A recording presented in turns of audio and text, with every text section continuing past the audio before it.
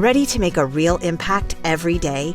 Join the Active Day Home Care team and help clients maintain their independence in the comfort of their own homes. Make a difference in someone's life as you provide essential daily assistance and protect their health and happiness. Earn up to $20 an hour and enjoy additional perks like optional daily pay, 401k, paid time off, ongoing educational training, and more. Join a team that values care, compassion, and your professional growth. Visit activeday.com to apply.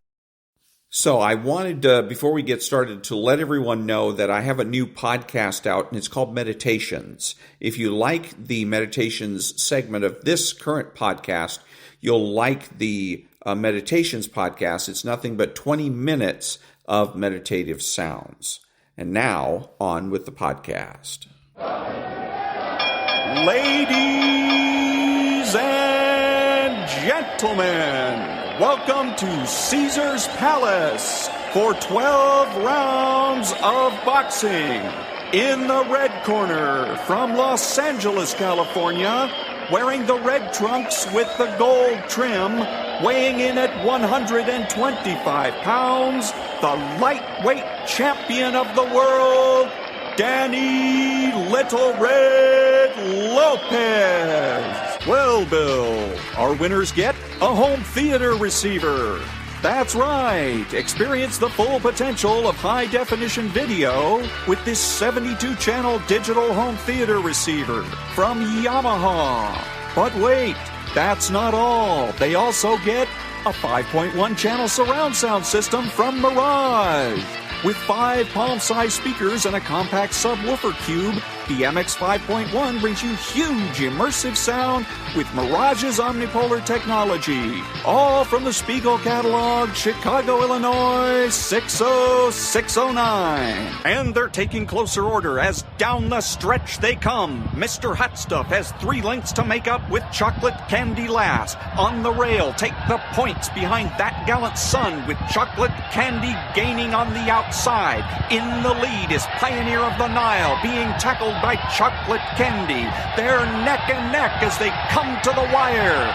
And Pioneer of the Nile holds off chocolate candy and wins the Santa Anita Derby. And now, on your feet, time to greet holder of 14 NBA titles, your home team, your Los Angeles Lakers. Number 3 at 6'8", 5th year out of UCLA, playing forward, Trevor Ariza. Starting at center, number 17 at 7 feet, 4th year out of St. Andrews High School, Andrew Bynum. And at guard, number 24, 6'6", 13th season out of Loyal Marion High School, Kobe Bryant.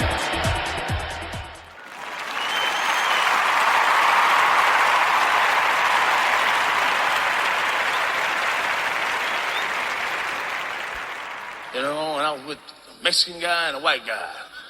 And I said, man, I want to go to heaven. He said, God, right down the road. I said, well, how far? I said, just a half a mile. He said, but your name ain't on the list, Bernie. You know your name ain't on the goddamn list. I said, well, wait a minute, man. I said, I'm going to try. He said, well, you got one more chance to make it. If you can go down there and you ask the Lord a question and he can't answer it, you might get into heaven. And I whispered something to the Lord. And he looked at me. And he looked up. He looked down. He said, open the gate! I walked on in. The white guy said, that's bullshit, man. How the fuck did he get in there? That's bullshit. He said, hey, Father, what did the black guy ask you? He asked me, when was black people ever gonna stick together?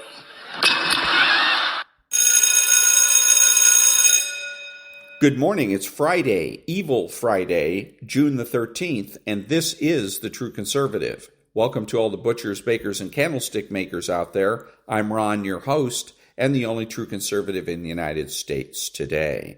So today, after the Serenity Prayer and the patriotic song of the day, we will have the headlines, Patriotic Shorts, Motivation, Bishop Barron, Ayn Rand, and The Marketing of Evil. All that and more when I get back.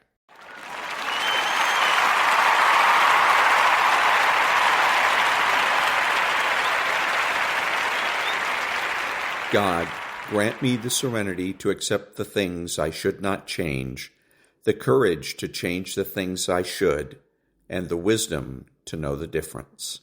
Amen.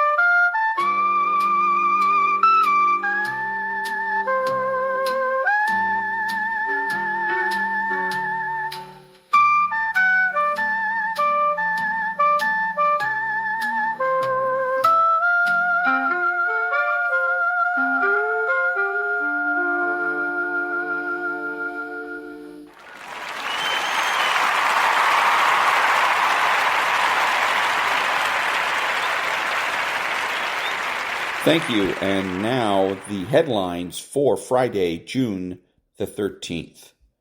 Newsom says it's his duty to represent the illegal immigrants who elected him.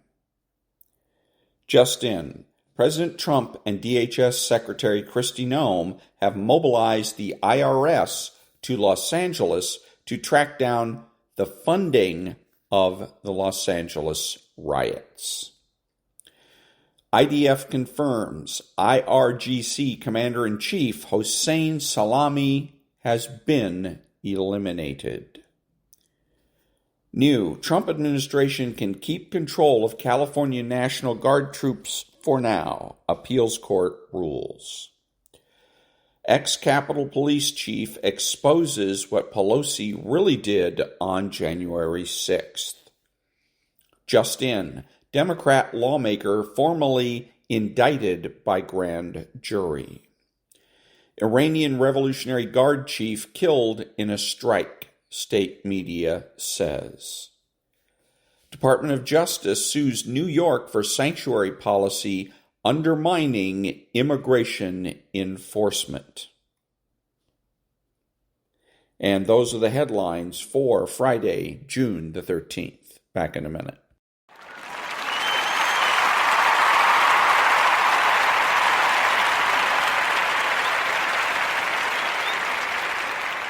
Thank you. And now the political corner.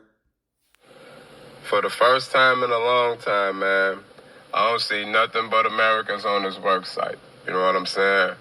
We making America great again, one work site at a time. And that was the political corner. Back in a minute.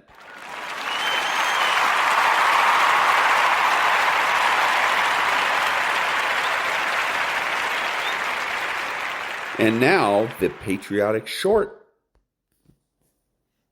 And he said, "There's not a lot of black fellas in the Ranger Regiment." And he was a black guy. And I said, "No, Sergeant, there's not." So I'm a little nervous. He said, "How many black guys do you think are in the Ranger Regiment?" I said, 4. Just like that. And he jumped in his seat and he went, "There's only 4? And me, I go, "Well, when you're in the dining facility, Sergeant, it's not that hard. There's just not that many guys." I said, "I think there's 4. And he goes, leans forward in his chair. He says, "Why do you think that is?"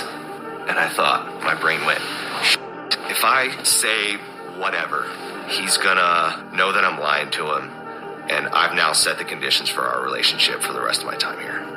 If I tell him what I really think, he might punch me in the face, or he might respect what I have to say. And so I rolled the dice, and I said, I'm just gonna tell him the truth. And I said, "Honestly, Sergeant, I think it's because black guys have trouble passing the swim test." And he paused, and then he busted out laughing, and he said, "You're goddamn right, I can't swim a lick."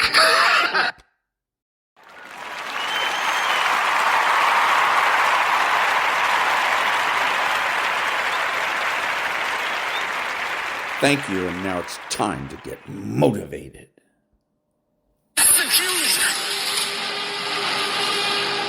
Every day when you get out of bed, life's standing right there to kick you in the face, man. Life is going to throw all kinds of crazy stuff at you. And you have to be ready for it, and you got to deal with it. Are there going to be some moments when you want to give up? Yes.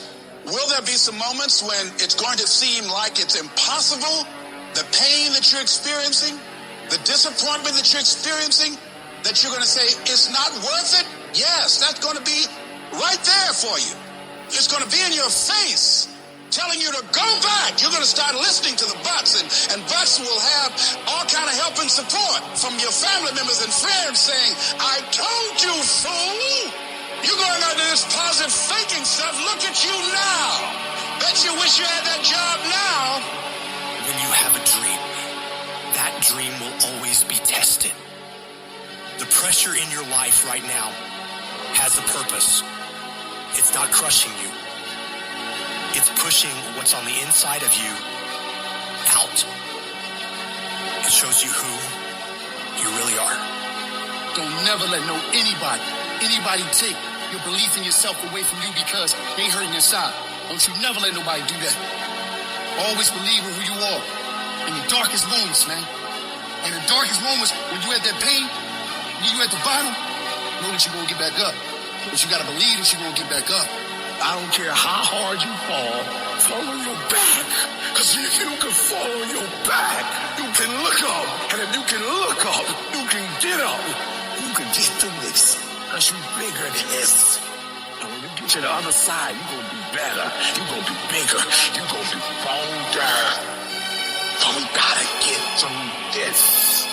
And I'm saying that the fact that you're still here, that you're still breathing, you've got some more work, and you owe it to yourself.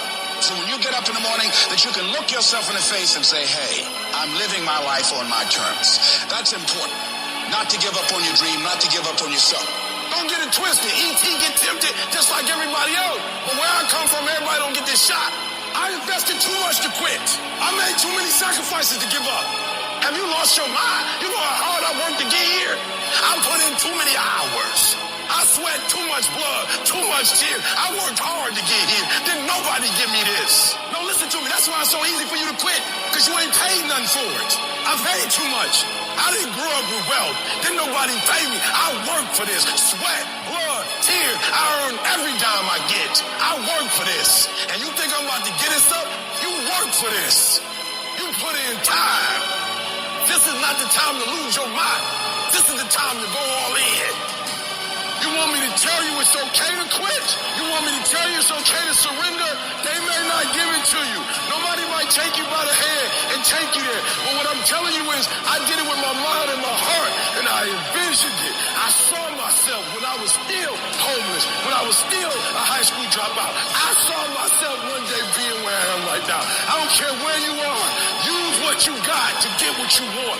Use your mind. Use your vision.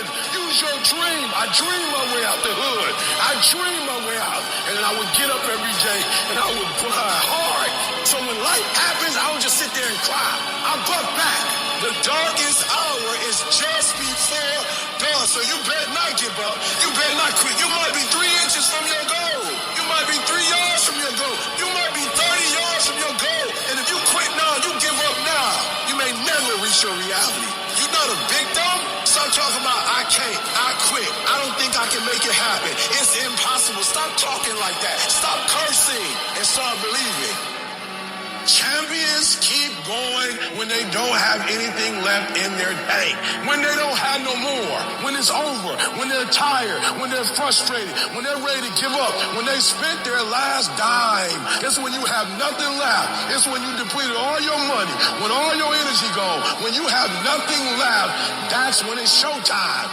Things are going to get harder and things are going to get tougher. So what you've got to do is you have to get harder and you have to get tougher. Become stronger than the things you're up against. That's how you win. I wish I could tell you that if you just keep going, it's going to get easier. I wish I could tell you that, but that's not the truth. The truth is you got to find something within. You got to find something within, and that's got to push you, and that's got to elevate you, and that's got to drive you. E.T., aren't you tired? Yes, but I can't quit. I can't stop. I can't get tired. I can't give up. I can't give in. My mama counting on me. My wife is counting on me. When you ain't got nothing left in your tank, you got to think about the people in your life that you're doing this for. And then if you could think about them, you could go one more mile. You could go one more day at work. You go after and you give it all you have. If you lose, at least you tried, man. I failed. It's 10 times more of a man than someone said, what if? Because what if never went to the arena. The person who didn't try should feel rejected. The person that didn't try should feel defeated. I tried. I put my best foot forward. I don't feel bad. I gave it 120%. You can't never feel bad when you put forth 120%. And that was Motivation. Back in a minute.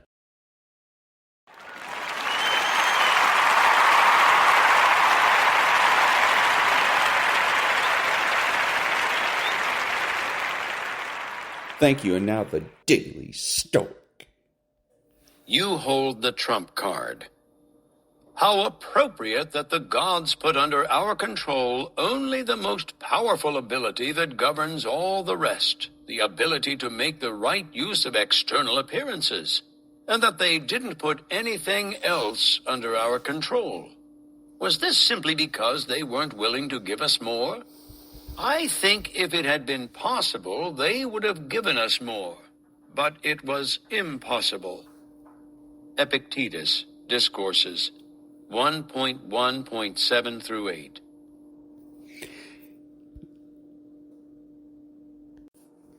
And now, Bishop Robert Barron. The devil, literary device, literary is a symbol, for evil. Don't take it literally. You were taught that? Yeah. It was sort of the standard view. But you know what really convinced me powerfully of the devil's reality was the sex abuse scandal. Because you look at the sex abuse scandal, which has haunted almost the whole of my priesthood. It broke in Chicago in the early 90s. I was ordained in 1986. So most of my priesthood has been under the shadow. The clergy sex abuse scandal has adversely affected the church in every possible way. And when you look at it and you say, could that have just been an accident or just human folly and sin? It seemed to have been so designed by a wicked mind that wanted to undermine the church. But then now look at the whole 20th century and the level of destruction and degradation. It's hard for me to imagine it's just because of political forces or cultural agree more. forces. I've come to this conclusion recently, but I think you're exactly right. And that was His Excellency Bishop Robert Barron. And now, Ayn Rand and her thought of the day. Quote, a mixed economy is ruled by pressure groups. It is an amoral, institutionalized civil war of special interests and lobbies, all fighting to seize a momentary control of the legislative machinery, to extort some special privilege at one another's expense by an act of government, i.e., by force. unquote. That was Ayn Rand from the chapter, The New Fascism, Rule by Consensus, from the book, Capitalism, the Unknown Ideal. Back in a minute.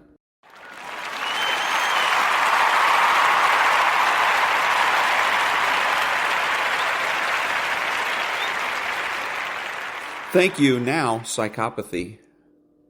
I've always said that a surefire sign to detect whether you're being gaslighted in a relationship is you get to the point where you feel like you need to either A, record all your conversations, but I can tell you this right now, if you play back that recording to the narcissist, they're not going to cop to it.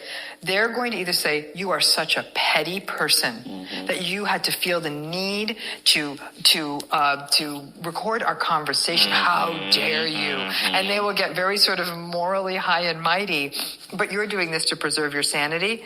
If you do make these recordings, they're really only for your sanity. You can say, okay, I did say it this way. I didn't say the thing they said. And if anything, that data might give you more conviction to realize this person's gaslighting you and decide what your next step's going to be.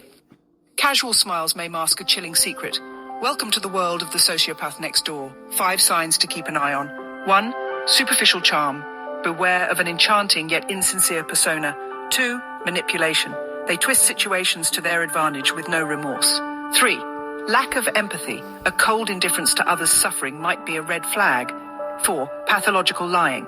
Untruths and deception are second nature. 5. Impulsiveness. Rash decisions with no thought for consequences. Remember, knowledge is power. Stay vigilant. Stay safe. Unmask the sociopath next door. Until next time, keep your... And that was Psychopathy. Back in a minute.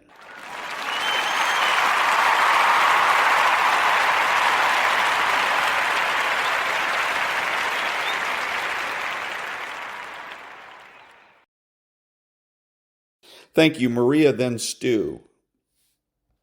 Get that in this crazy world we have today, military strength can never be underappreciated. That's right, Ashley. Absolutely. And I also want to say thank you for all of those that serve our country, and happy Father's Day, especially to my own father for this Sunday. Yes, that's right. And it is a big weekend because we're celebrating the Army's 250th birthday, as well as all of the patriots out there and fathers. So, yes, I agree. Happy Father's Day. You know, I love these Army tags that my dad, when my dad was really, honestly, on his deathbed, I said to him, Dad, what do you want me to get for you? What do you want me? I'm going to go home and I'm going to grab what's most important to you. He said, my Army tags. Get my Army tags. He told me exactly what drawer they were in. I ran to his house in Brooklyn. I got the Army tags, and I cherish them ever since, and I wear them on special days. So thank you to my dad, who's up in heaven looking down, and all of the great patriots out there who watch. And thank you to the Army. 250 years old. Thank you to the men and women who defend this great nation and keep us safe. John Lonsky, Ashley Davis, great to have you this morning. Have a great weekend, everybody. I'll see you tonight. I'm Maria Bartiromo's Wall Street at 7 o'clock p.m. Varney and Company picks it up. Stu, take it away. Good morning, Maria. Good morning, everyone. Just hours ago, Israel launched a major attack on Iran. 200 jets targeted the Natanz nuclear facility and military bases. It has been that facility has been severely damaged, if not destroyed. Mossad agents on the ground smuggled in drones, which they used to attack Iran's stockpile of ballistic missiles. Israel decapitated Iran's military leadership, killing 4 top commanders. 6 scientists involved in the nuclear effort have been assassinated, as in killed. It is not over. More strikes reported early today. In response, Iran launched 100 drones against Israel. No reports of any getting through. President Trump was aware of the attack beforehand, but America played no role in it. He still wants to negotiate. There has been an immediate market response. The price of gold has moved up to well over $3,400 an ounce. The price of oil has moved well above $70 a barrel, $73.90 right now. Stocks down across the board, but it is not at this point a major sell-off. The Dow off 400 points, that is just 1%. The S&P 500 down maybe 58 points, almost 1%. Nasdaq down 278, that's about 1.25%. As for Bitcoin, we're pricing that now at 104.9. Interest rates lower. That's a flight to safety. The 10-year Treasury yield priced at 4.38%. The 2-year yields 3.94%. All right, on the show today, we'll also deal with the Democrat meltdown following the handcuffing of Senator Padilla. Fellow Democrat senators are angry. Elizabeth Warren demands an investigation. Padilla did eventually get a 15-minute meeting with Kristi Noem. The Marines are set to enter Los Angeles right before the No Kings protest tomorrow. Separately, a court has allowed the National Guard to remain temporarily under federal control. More on the Israeli attack. My opinion, the Iranians grossly miscalculated. They thought they could delay and wear their opponents down. That was a mistake. And if the threat of an Iranian bomb has indeed been ended, Israel has done the world a favor. It is Friday, June 13th, 2025. Varney and Company is about to begin. And that was Maria Bartiromo, shrill Maria Bartiromo, and the dulcet tones of Stuart Varney. Nonprofit News Now. Back in a minute.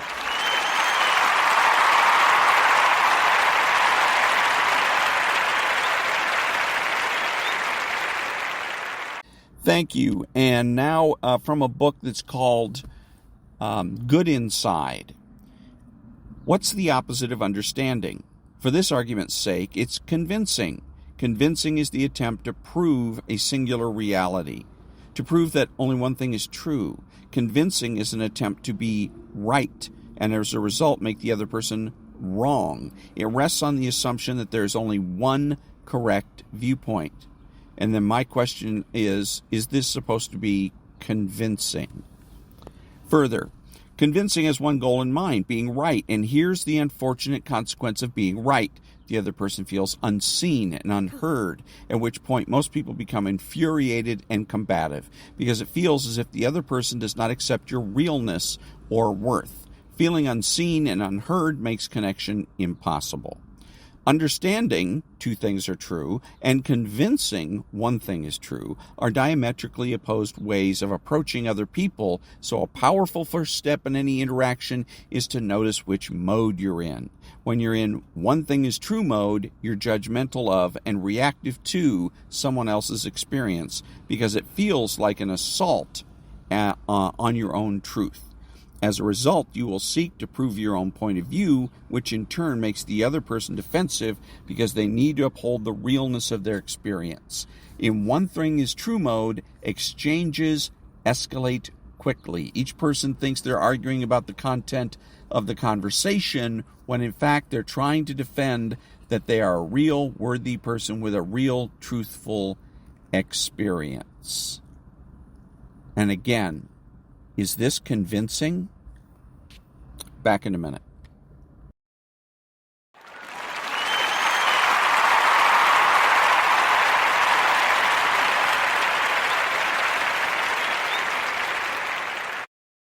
Thank you. And now from the City Journal by, Tal Fortgang. Nothing about the LA protest is organic. Subtitle is, How Did the Rioters Know to Show Up Covering Their Faces with the Same Symbolic Gear?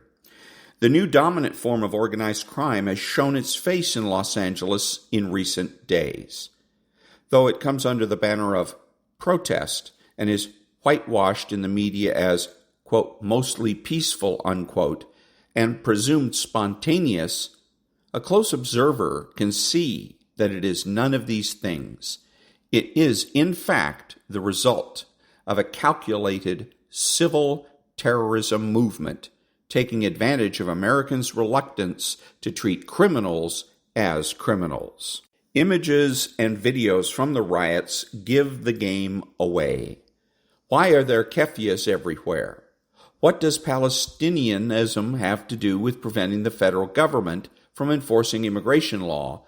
And how did the rioters know to show up covering their faces with the same symbolic gear?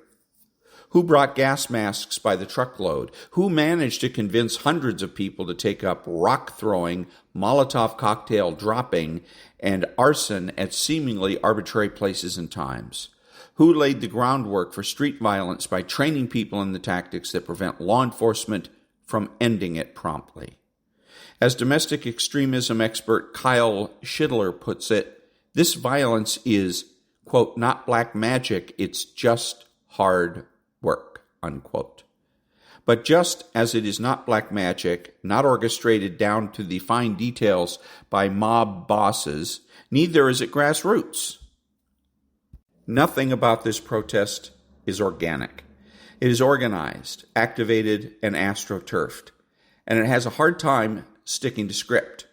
When Students for Justice in Palestine chime in to say that from the barriers of LA to the refugee camps of Bethlehem, we will globalize the Intifada, it makes the unrest look less an expression of outrage against immigration policy than a lashing out against the rule of law itself. It will still cloak itself in the language of law and democracy. It gets significant help from credulous media reporting, like CNN's claim that, quote, protests in and around Los Angeles erupted on Friday after federal immigration agents arrested at least 44 people, unquote. A protest is when people peaceably assemble for a redress of grievances. What has transpired in Los Angeles is wanton property destruction, assault on cops, and exuberant lawlessness. None of this stands any chance of showing the American people that the government's actions are wrong and the protesters are right. All it can do is show that the rioters are loose cannons and that the Americans ought to be afraid of what they might do. It is the opposite of democratic. Strategically deployed acts of intimidation are the mechanism by which civil terror groups, themselves strategic, organized, well-funded, and cleverer than they look, seek to advance their anti-Western cause. One would have to be naive at this point not to suspect that they want to make immigration law enforcement a third rail in American politics.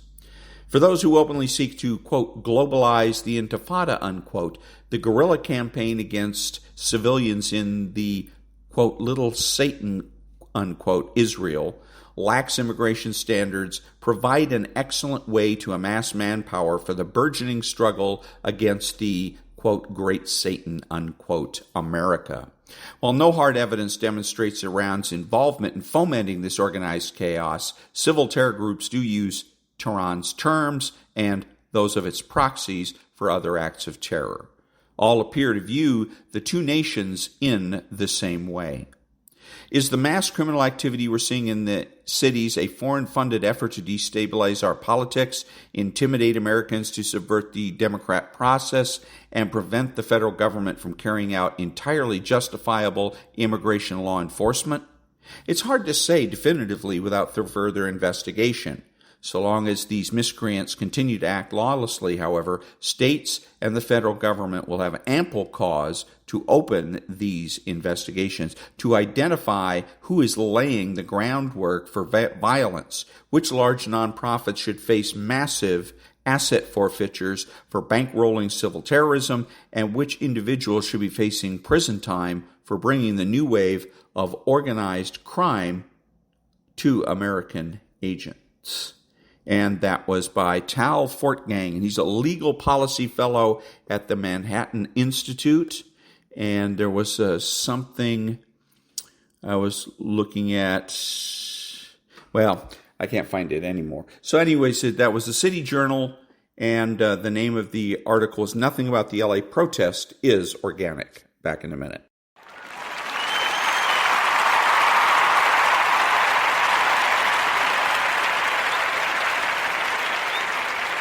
Thank you. Now, what does the phrase, if you're explaining, you're losing, mean? This was said by Ronald Reagan, speaking of political campaigns. From the perspective of your audience, if you have to explain yourself, you come off looking desperate to convince. As a consequence, you lose the high ground. From a more philosophical perspective, if you have a clear conscience and strong conviction towards the positions you take, your values, truth, and direction, you don't need the opinions or consent of others. As a consequence, you don't need to explain yourself. However, if you yourself are not convinced of the validity and truth of your position, or you can't fully justify your choices, then you continue to expel words in an attempt to create the illusion of certainty. Back in a minute.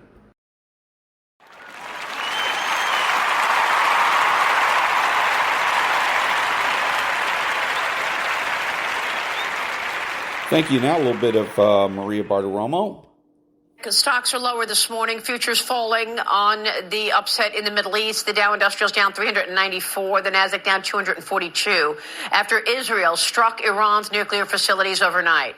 So, Jamie, my message is to Mr. Jamie Dimon, who runs one of the big investment banks that moves the markets. We see you. We know you're there. We know what you're doing. You're trashing our 401ks. Why? Why are you doing this? And when are you going to stop? Back in a minute.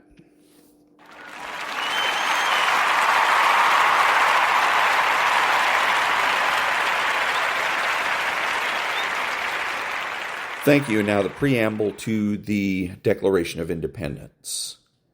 We hold these truths to be self-evident, that all men are created equal, that they are endowed by their Creator with certain unalienable rights, that among these are life, liberty, and the pursuit of happiness, that to secure these rights, governments are instituted among men, deriving their just powers from the consent of the governed, that whenever any form of government becomes destructive of these ends, it is the right of the people to alter or to abolish it, and to institute new government, laying its foundation on such principles and organizing its powers in such form as to them shall seem most likely to affect their safety and happiness.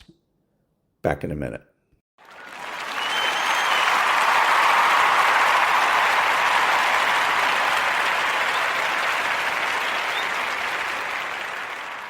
Thank you. Now, Candace. Outfit of the day, agitation totale, j'ai un rendez-vous très important. Donc qu'est-ce que je mets? Le t-shirt de la connaissance, le DLC. Bien sûr, vous l'aurez dédicacé, parce que moi je ne vais pas dédicacer moi-même, parce que là ça serait vraiment au-dessus du narcissisme, déjà qu'on a atteint des niveaux exceptionnels. Je l'ai agité, bon, bien sûr avec mes colliers et compagnie, mes lunettes de rêve. Ensuite les cyclistes, mes petits cyclistes agités, comme ça qui me passent. Et Carrington en train de faire du bruit comme d'habitude. Mes grosses balances à gâteau détestées, mais moi je les trouve très agitées. Et j'ai un rendez-vous très drôle. Donc je vous tiens au courant de la situation. ODLC.fr, n'oubliez pas le live de ce soir à 21h. Là, il reste même pas 2 pièces par modèle. Je l'ai déjà dit, par couleur. J'ai soufflé aujourd'hui, je vais scanner. Et ensuite, qu'est-ce que j'ai dit? Donc le live à 21h avec toute la bande. Voilà. Donc là, il y a beaucoup de modèles qui sont sold out. And there you have it. Candace. Back in a minute.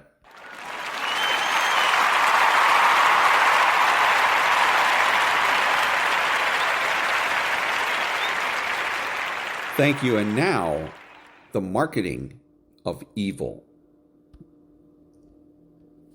Chapter 6.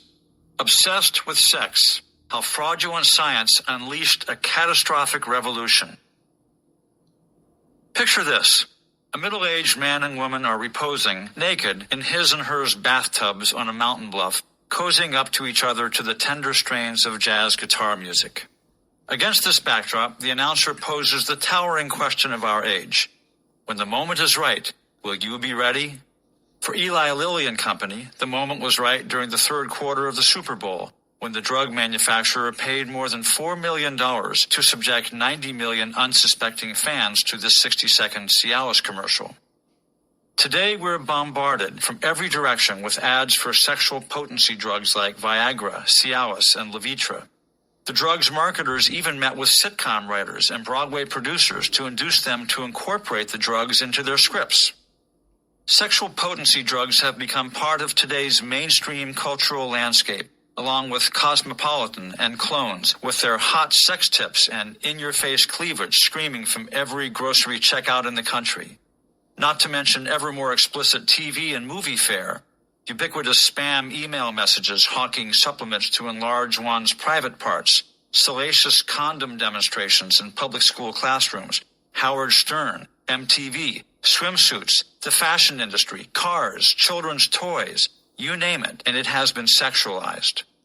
And that's just what's on the surface, the still civilized world of titillation, temptation, and tease, visible to all who turn on the TV or drive down the street. But scratch just a fraction of an inch beneath that veneer of civilization, and you'll leave the world of entertainment and marketing and enter the world of hardcore sex, perversion, crime, and self-destruction. First, there's the multi-billion-dollar pornography industry, which through the internet is magically being transported into previously unreachable market territory, namely the sanctity of millions of middle-class homes.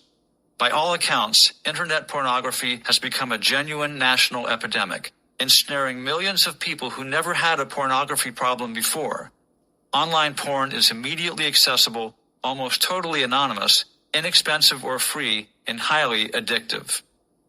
According to Internet Filter Review, which analyzes and rates web content filters, revenues from pornography exceed those of all professional football, baseball, and basketball franchises combined. Exactly how damaging is pornography? Just hours before he was executed on January 24, 1989, notorious serial killer Ted Bundy was interviewed by Focus on the Family chief Dr. James Dobson, a clinical psychologist. Bundy movingly revealed how pornography had fueled his inner thought world and later his murderous rampages, and he also confirmed the central role porn played in the lives of virtually all the other violent offenders with whom he was incarcerated. But pornography is just the fuel. A quick survey of the sexual fires now blazing is even more disturbing. There is a youthful epidemic of hooking up, widespread casual recreational sex, often with multiple partners. Turbocharged by President Clinton and Monica Lewinsky's high-profile example, if it's okay for the president, it must be okay for me, middle and high school children are experimenting with sex in the bathroom stalls at school, behind the gym, and in the back of the school bus. Homosexual sex a generation ago was widely considered both immoral and pathological. Today, it's enshrined as a constitutional right and the hallmark of a new protected class. Government schools nationwide teach children as young as 5 that homosexuality is normal and that disagreeing with this viewpoint brands you an intolerant hater. One by one, the time-honored sexual taboos of Western civilization are crashing down with dizzying speed. Even child sexual abuse, rape, and incest, which its apologists euphemistically now call adult child sex and intergenerational sex, are slowly but surely gaining respectability. The American Psychological Association, the world's largest association of psychologists, published in its peer-reviewed journal a report saying there's no proof that adult child sex is actually harmful. Many people seem to think having sex with children is a good thing, as 100,000 websites now offer illegal child pornography, according to Internet Filter Review. How on earth did America get to this point where we're literally drowning in sex and corrupting each other right and left? How can we return to a more innocent time, to a culture of morality? First things first, exactly how, when, and why did we buy into wanton sexual anarchy disguised as freedom? Let's turn the clock back a few decades, before the days of the internet and instant, anonymous, and free online porn. Back before the 1990s with Bill and Monica, before the 1980s with its major growth in sex education and birth control clinics in government schools. Back before the high point of the sexual revolution, the 1973 Roe v. Wade abortion decision. Back even before the tumultuous 1960s and its make love, not war, and sex, drugs, and rock and roll youth counterculture. Let's go back to the era most Americans still remember fondly as the golden age of traditional values and national sanity, the 1950s. Divorce was rare. Abortion and homosexuality were in the closet and out of view of polite society. It was the age of Ozzie and Harriet, Father Knows Best, and Leave It to Beaver. Classics like Ben-Hur and High Noon were box office favorites, and C.S. Lewis was publishing his beloved adventure book series, The Chronicles of Narnia. It was a more innocent and naive time than now. We were at peace. John F. Kennedy hadn't been assassinated. Americans trusted their government, schools, and news media. They bought whatever caught their fancy at the supermarket without reading the labels. It was before the era of caveat emptor, buyer beware. We'll stop our time machine at the very beginning of this era, around the start of the baby boomer generation, in 1948, a pivotal year. Harry S. Truman was president of a nation greatly relieved to be home from war. Traditional values were intact, and hope for a prosperous and peaceful future were everywhere in the air. Then, on January 5th, 1948, a bomb was dropped on America. Indiana University zoologist Alfred C. Kinsey released his book, Sexual Behavior in the Human Male. Today, more than half a century later, Kinsey is universally referred to as the father of the sexual revolution. What exactly did Kinsey's research reveal? Funded by the prestigious Rockefeller Foundation and based on thousands of interviews, Kinsey claimed that while American men of the World War II greatest generation pretended to be faithful and monogamous, virtually all of them, 95%, were, according to 1948 law, sex offenders. Kinsey claimed 85% of males had sex prior to marriage, nearly 70% had sex with prostitutes, and 30 to 45% of husbands had extramarital affairs. Moreover, from 10 to 37% of men had engaged in homosexual acts, according to Kinsey. In fact, the oft-repeated claim that 1 in 10 human beings is homosexual, a cornerstone of the gay rights movement until it was utterly debunked, came directly from Kinsey's published research. In endless and graphic detail, Kinsey painted a picture of Americans as being amoral sexual animals in search of constant gratification.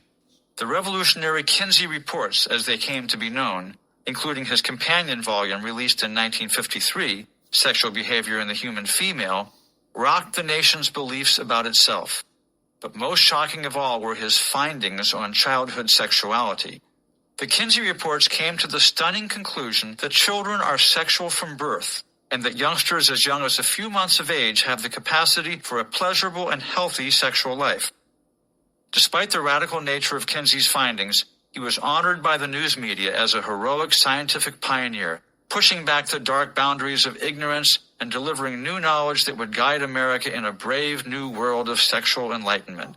That is, until 1981, when a sole researcher, a PhD and scholar named Judith Reisman, came along and raised the question of Table 34. Table 34, in Kinsey's first book, purports to be a scientific record of the sexual responses of hundreds of children to being sexually stimulated by adults. We're talking about infants and toddlers here, as young as 5 months of age, being sexually abused by researchers. Reisman wondered, how did Kinsey and his associates obtain this research that infants as young as 5 months of age enjoyed sex? Child sexual abuse is a felony. How could such research be conducted legally? Why had nobody raised this issue before? Get ready for a shock. According to Reisman, and later corroborated by other researchers, Kinsey solicited and encouraged pedophiles at home and abroad to sexually violate between 317 and 2,035 infants and children for his alleged data on normal child sexuality. Many of the crimes against children committed for Kinsey's research are documented in his own graphs and charts. Who sexually tested these children? Where were the parents?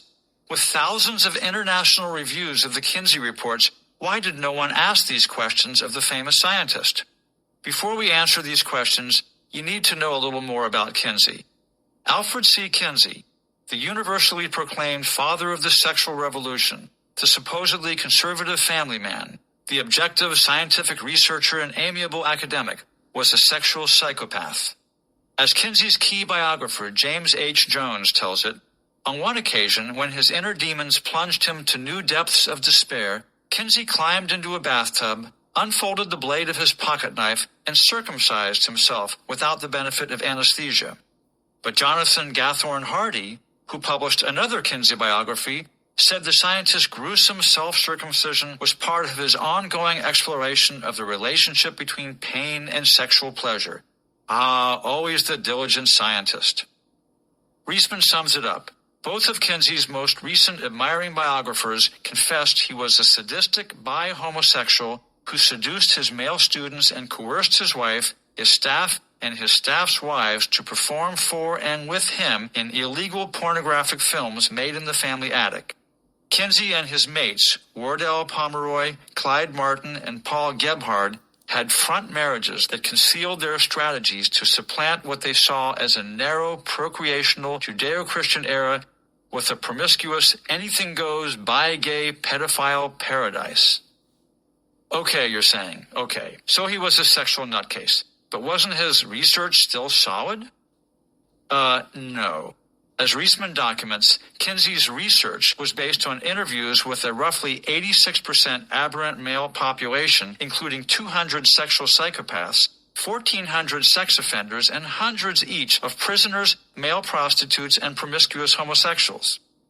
Moreover, she reveals, so few normal women would talk to Kinsey's researchers that they labeled women who had lived over a year with a man as married, reclassifying data on prostitutes and other unconventional women as Susie Homemaker. Although Kinsey claimed the child sexuality information came from multiple sources, in 1995, then Kinsey Institute Director John Bancroft insisted it all came from serial pedophile Rex King, speculating that Kinsey might have invented the other purported sources for his child sexual response data as a way of protecting King. In fact, not only did Kinsey use data from Rex King, whom Kinsey encouraged in writing to continue with his pedophile research, but also from Nazi criminal Fritz von Belusek, who was arrested and investigated for the murder of a 10-year-old girl and ultimately convicted of sexual abuse of up to 200 children. As a London Times story notes, Kinsey and von Belusek corresponded, with Kinsey once warning the Nazi pedophile to watch out so as to avoid being caught. The North American Man-Boy Love Association, or NAMBLA, is the world's largest pedophile group. To this day, it credits Kinsey as its scientific standard-bearer. Gay liberationists in general and boy lovers in particular should know Kinsey's work and hold it dear, says one NAMBLA publication, adding, implicit in Kinsey is the struggle we fight today.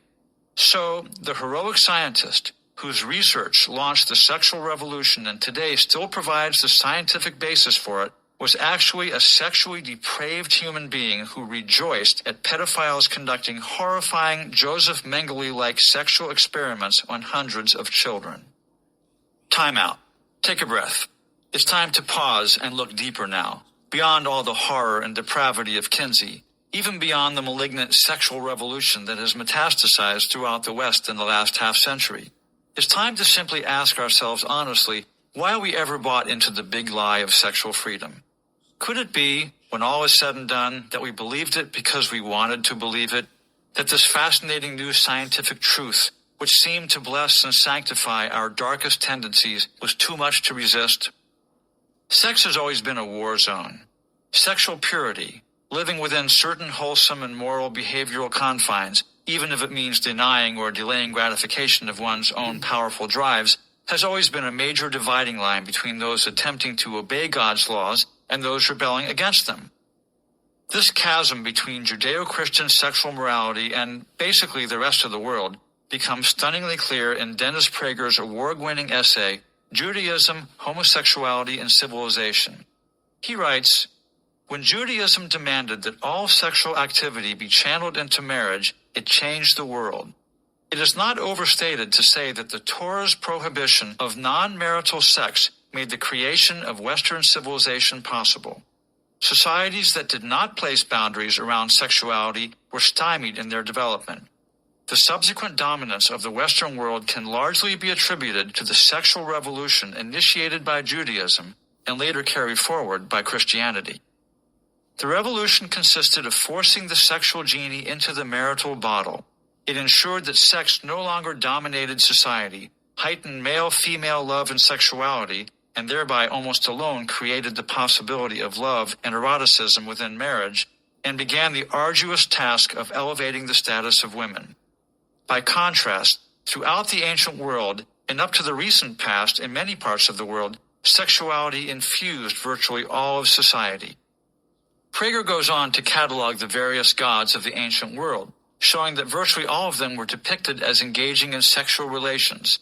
Thus, given the sexual activity of the gods, it is not surprising that the religions themselves were replete with all forms of sexual activity, he explains, citing numerous examples of ancient and even more recent religious traditions that included sacred ceremonial sex of various sorts and ritual prostitution within religious sanctuaries, such as sex between Hindu monks and nuns, and even sex with children.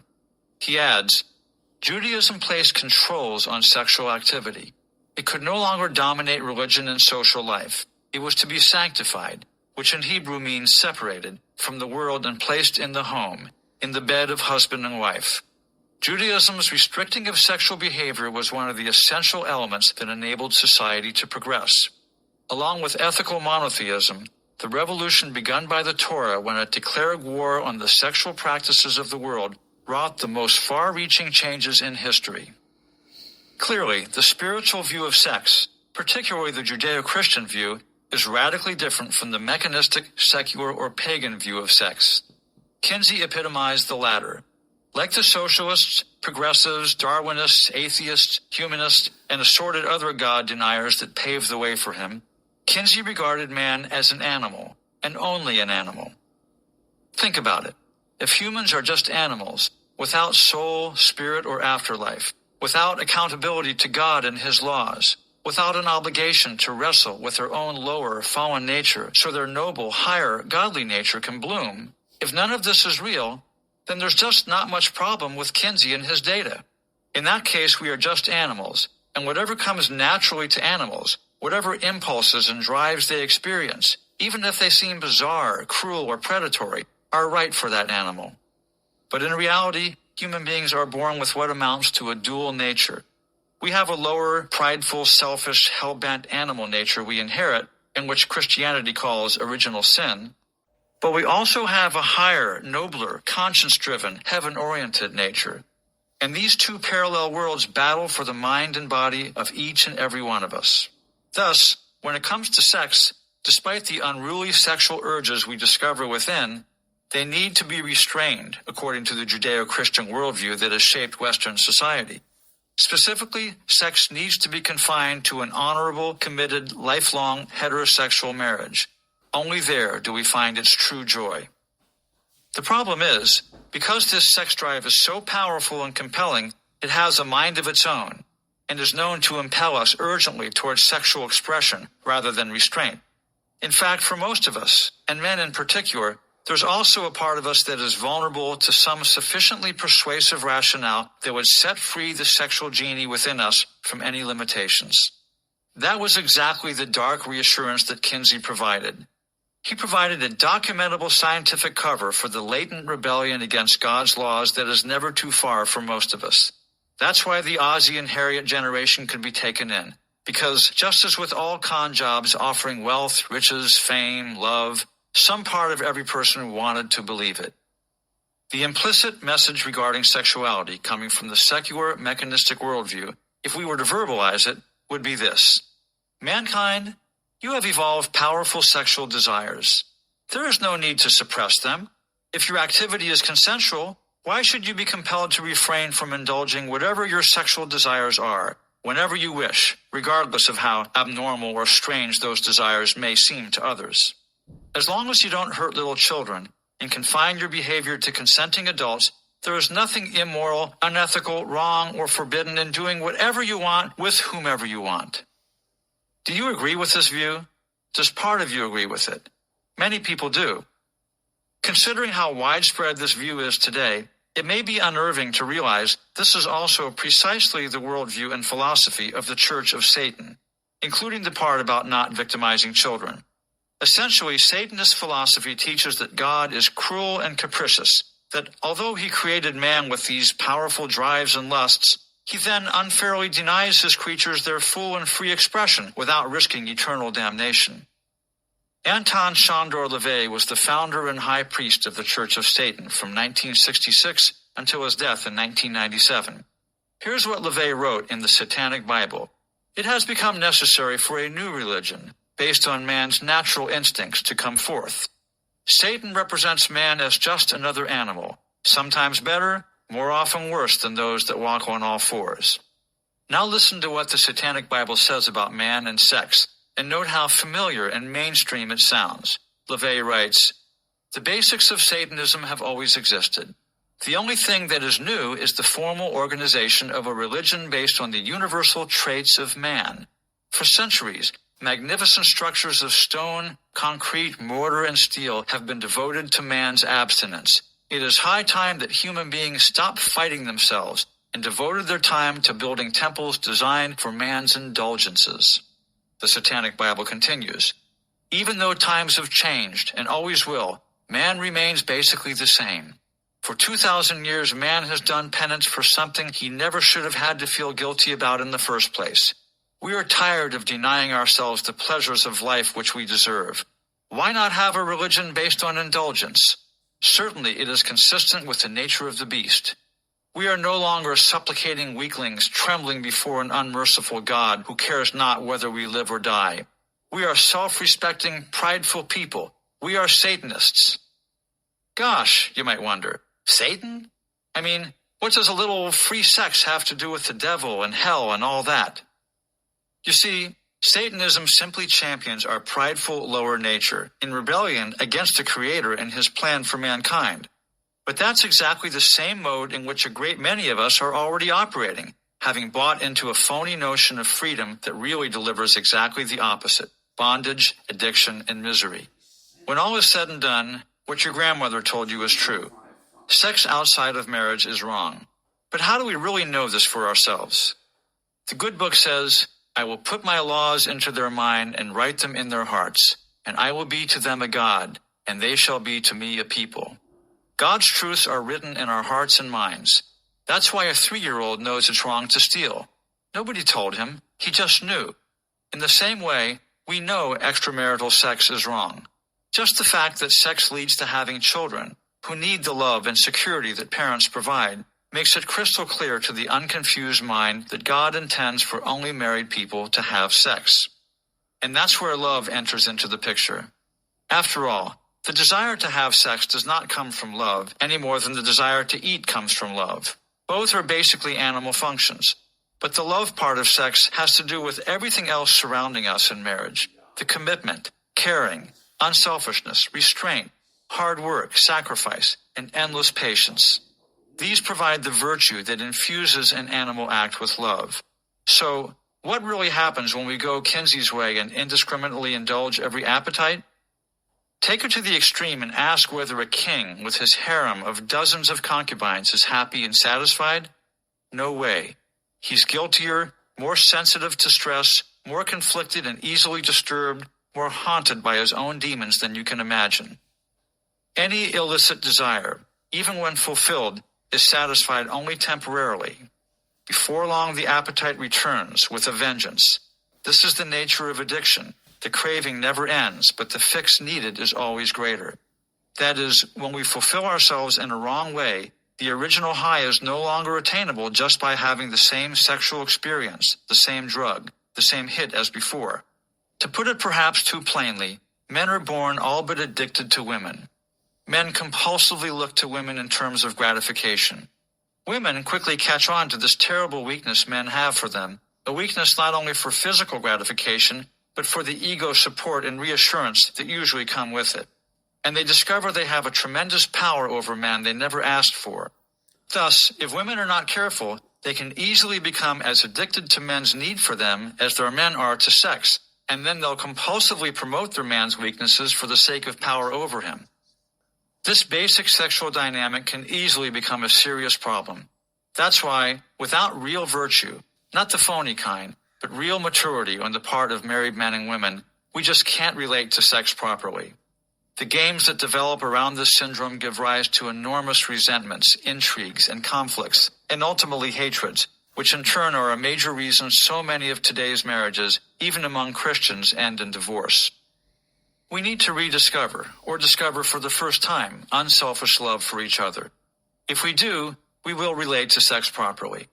If we don't, we are destined to drive each other into terrible conflict. Men don't need to be addicts, and women don't need to be liars.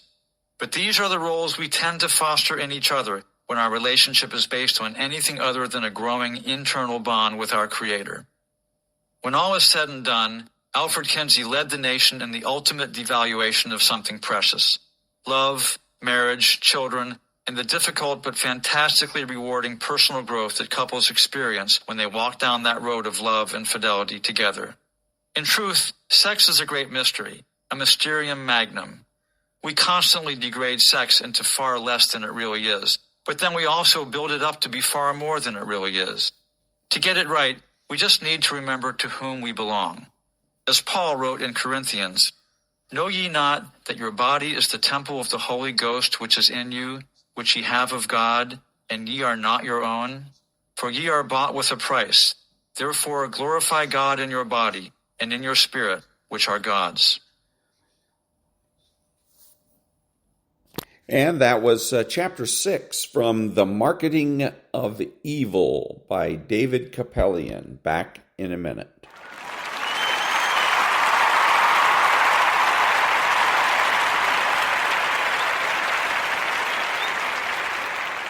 Thank you. This is Ron, your host, the only true conservative in the United States today, bidding adios to all the butchers, bakers, and candlestick makers out there and reminding you that you are not neutral and that the government has no rights.